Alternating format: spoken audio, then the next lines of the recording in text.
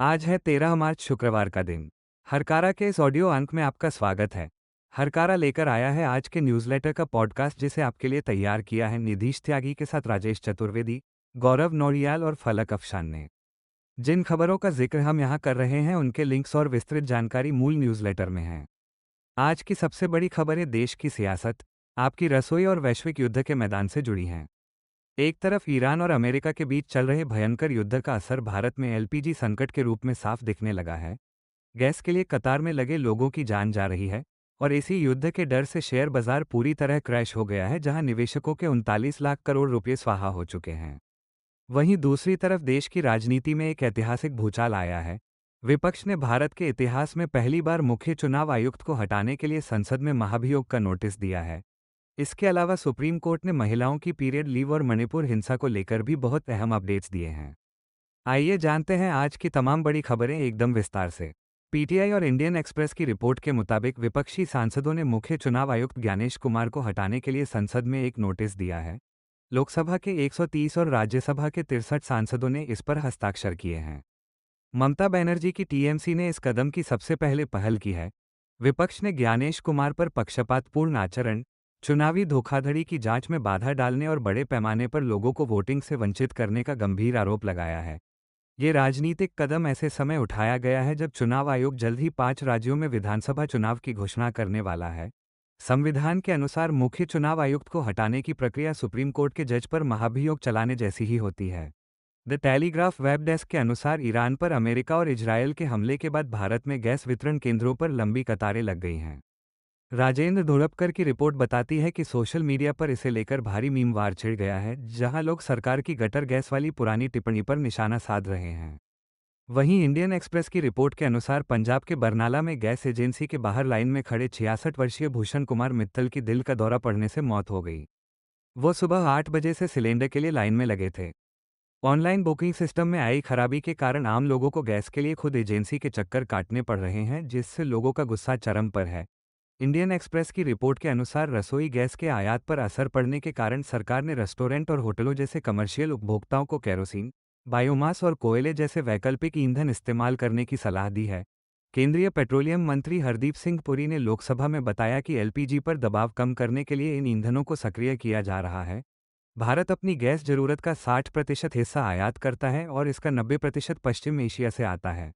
सरकार ने गैस की मांग को नियंत्रित करने के लिए घबराहट में हो रही बुकिंग को रोकने के वास्ते ग्रामीण इलाकों में सिलेंडर बुकिंग का अंतराल बढ़ाकर 45 दिन कर दिया है। ब्लूमबर्ग के लिए हेली गू और प्रतीक परिजा की रिपोर्ट के अनुसार मध्य पूर्व में युद्ध के कारण गैस आपूर्ति में भारी कमी आई है।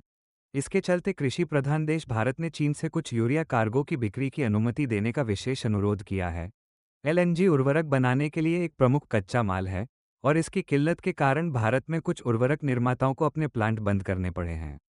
भारत को हालांकि तत्काल यूरिया की भारी कमी नहीं है, लेकिन जून में मानसून की मुख्य बुवाई शुरू होने से पहले सरकार अधिक आपूर्ति तलाशने के लिए मजबूर है, ताकि किसानों को कोई दिक्कत न हो।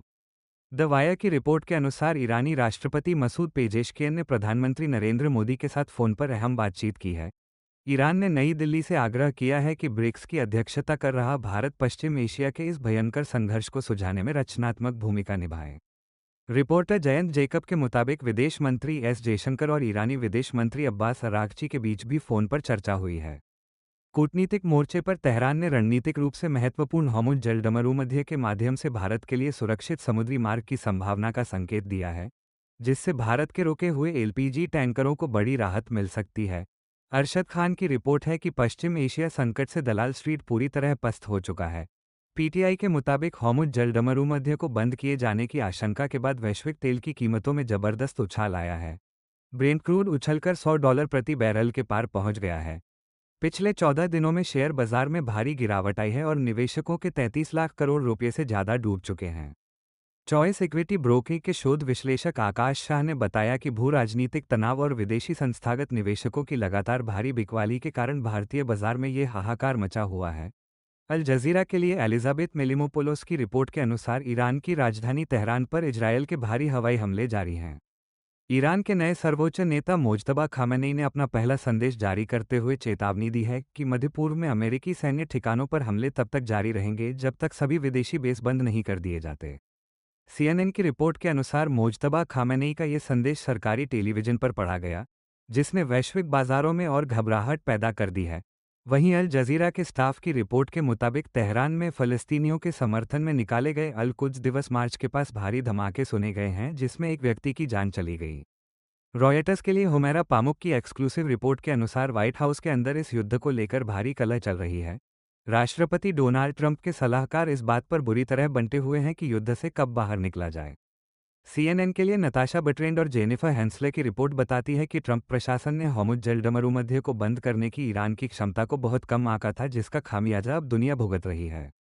पेरिस से क्लियर कॉल्प की रिपोर्ट के अनुसार यूरोपीय नेताओं ने बढ़ती ऊर्जा कीमतों को कम करने के लिए रूसी तेल पर से प्रतिबंध हटाने के अमेरिकी फैसले की कड़ी आलोचना की है। फ्रांसीसी राष्ट्रपति इमैनुएल मैक्रों और जर्मन चांसलर ने इसे पूरी तरह गलत और तर्कहीन ठहराया है। द अटलांटिक में यायर रोसेनबर्ग के लेख के अनुसार इजरायली प्रधानमंत्री बेंजामिन नेतन्याहू इस बहु मोर्चों वाले युद्ध का इस्तेमाल अपनी राजनीतिक सत्ता और गठबंधन को बचाने के लिए कर रहे हैं। वे अपने भ्रष्टाचार के मुकदमों को रद्द करवाने की कोशिश में हैं और उन्हें डोनाल्ड ट्रंप का भी साथ मिल गया है।